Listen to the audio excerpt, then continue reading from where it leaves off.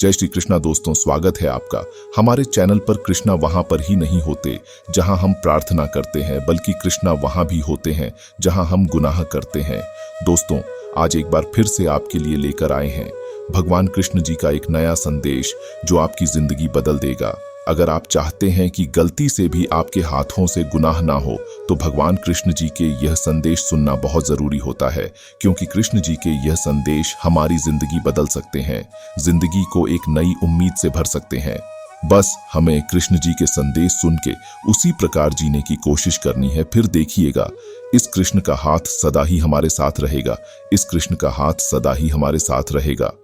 तो दोस्तों, आपके सामने भगवान कृष्ण जी की एक तस्वीर आपको दिखाई दे रही है। तो आपको बस संदेश सुनने के लिए एक छोटा सा काम करना है।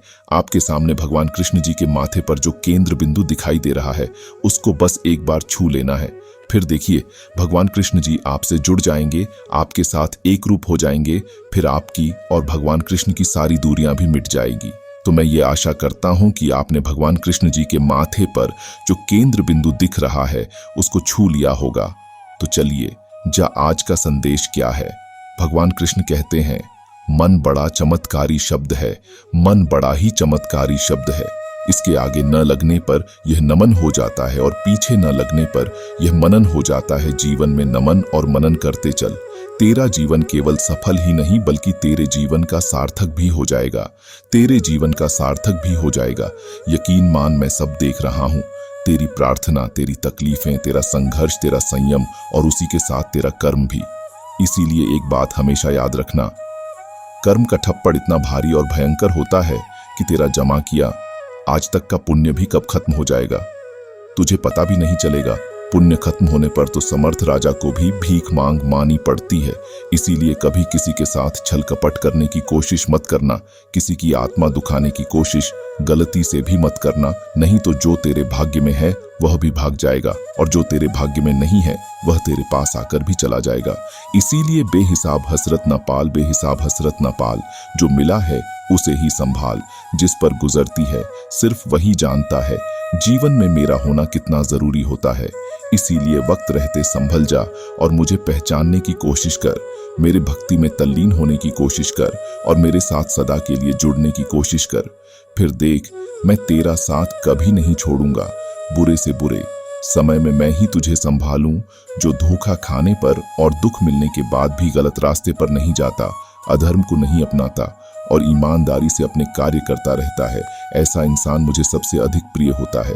अरे, ऐसे इंसान की तो जीत अंत में होनी निश्चित ही है। तू यह मत भूल, खबर है मुझे तेरे भी मन की। तू यह मत भूल, खबर है मुझे तेरे भी मन की। तू बस सब्र रखना सीख, तू बस सब्र रखना सीख। जीवन में संघर्ष होता है, और जीवन में संघर्ष होना बहुत ही साधारण बात है। हर एक के जीवन में संघर्ष आएगा, हर एक के जीवन में मुश्किलें आएंगी, चुनौतियां आएंगी, दुख आएंगे और परेशानियां भी आएंगी। लेकिन उनसे निपटने के लिए यह कोई एक रात की प्रक्रिया नहीं। इसके लिए तेरे पास एक इलाज है और एक उपाय है, जिसे तू करते ही सब कुछ पालेगा। और वह उपाय है, वह इलाज है भरोसा।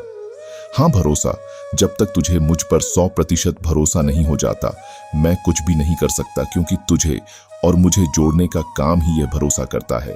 जब तू मुझ पर 100% भरोसा करने लगता है, जब तुझे लगता है कि मैं देख रहा हूं, मुझे पता है कि तुझे कब, कहां और क्या देना है, और ऐसी जब तेरी मन की स्थिति हो जाती है, ऐसा भरोसा तेरे मन में मेरे लिए उत्पन्न हो जाता है, और ऐसा विश्वास तू मुझ पर आंखें बंद करके रखता है, तो तू निडर बन जाता है। तू किसी से नहीं घबराता है और बस मेरी ओर देखता है।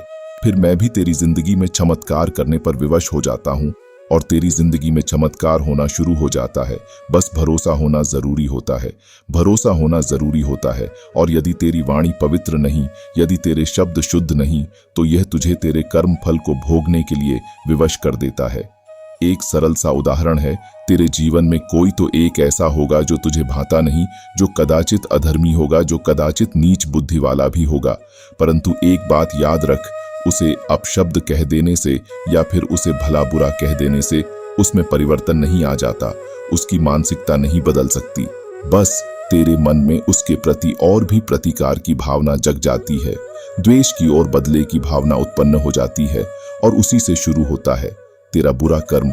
क्योंकि ऐसे वक्त में तेरे मुंह से तू उसके लिए अनुचित शब्द निकलवा आता है और तेरे मन में उसके प्रति कड़वी सोच रखता है। इसीलिए तू तेरे वाणी पर नियंत्रण रखना सीख, शब्दों पर मर्यादा बना ले।